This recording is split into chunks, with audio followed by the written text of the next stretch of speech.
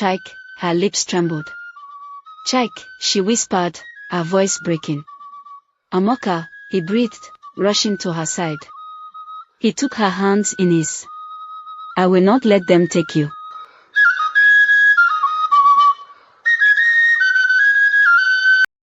The canoe drifted slowly into the mist, rocking gently on the water. Amoka's heart pounded in her chest. She had closed her eyes when the drums faded, expecting the river to pull her down into death. But when she opened them again, she was no longer on the surface of the river. She was sinking, but she could breathe. The water felt heavy yet strangely light, wrapping around her like a soft cloth. Strange lights flickered in the deep, glowing blue and green like fireflies trapped in glass.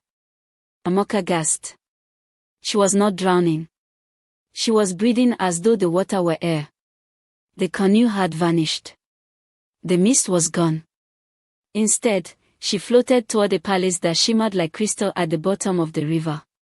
Its towers were made of seashells, coral, and stones that glowed with their own light. The walls sparkled as if diamonds had been scattered over them. At the gates, figures awaited her. They were maidens like herself, but their eyes were strange, deep, endless, and filled with sorrow. Their hair floated freely in the water, and their voices echoed like music when they spoke. Welcome, bride of the river, they said together. Amoka trembled. Where am I? What is this place? They bowed their heads and answered, You are in the palace of Idemalai, the river goddess. From this day, you belong to her. Before Amoka could speak again, the palace gates opened with a low groan. Inside was a hall so vast it seemed to stretch forever. Pearls and shells decorated the floor. Golden lamps burned with blue fire. And on a throne of shells and bones sat the goddess herself. She was beautiful, her skin shimmered like water in sunlight. Her hair flowed like a river, long and dark, crowned with jewels. But her beauty was cold, and her eyes glowed with power that could crush mountains.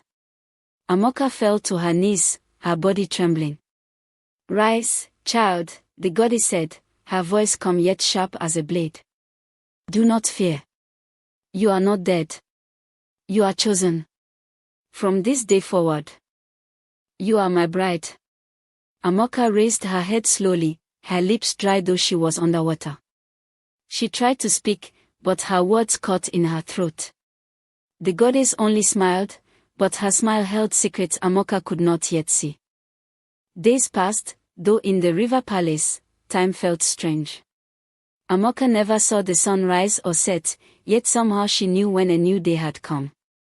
The goddess treated her kindly at first. She was given beautiful clothes made of flowing silk that glimmered like fish scales. She ate food that tasted sweet but disappeared in her mouth like mist. She was surrounded by maidens who served her, brushing her hair, singing songs, and leading her through endless halls. But despite all this beauty, Amoka felt no joy. Her heart longed for her parents, for the warm earth of her village, and most of all, for Chike.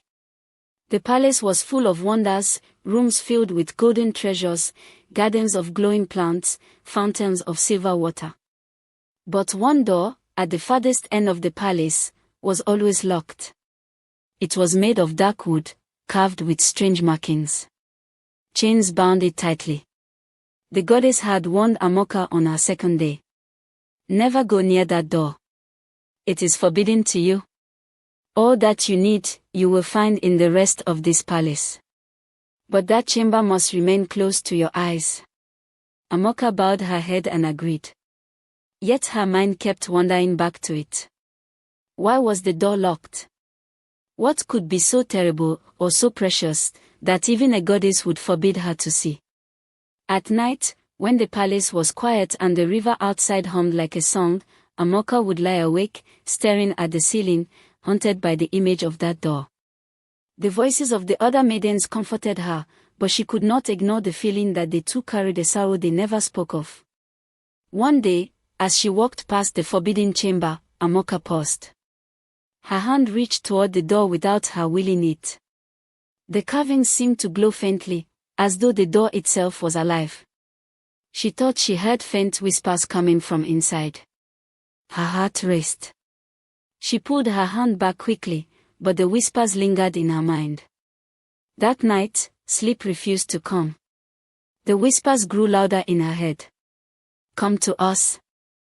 See the truth. Amoka knew she should obey the goddess. But deep inside, she also knew, whatever was behind that door held the secret of her fate. And sooner or later, she would open it.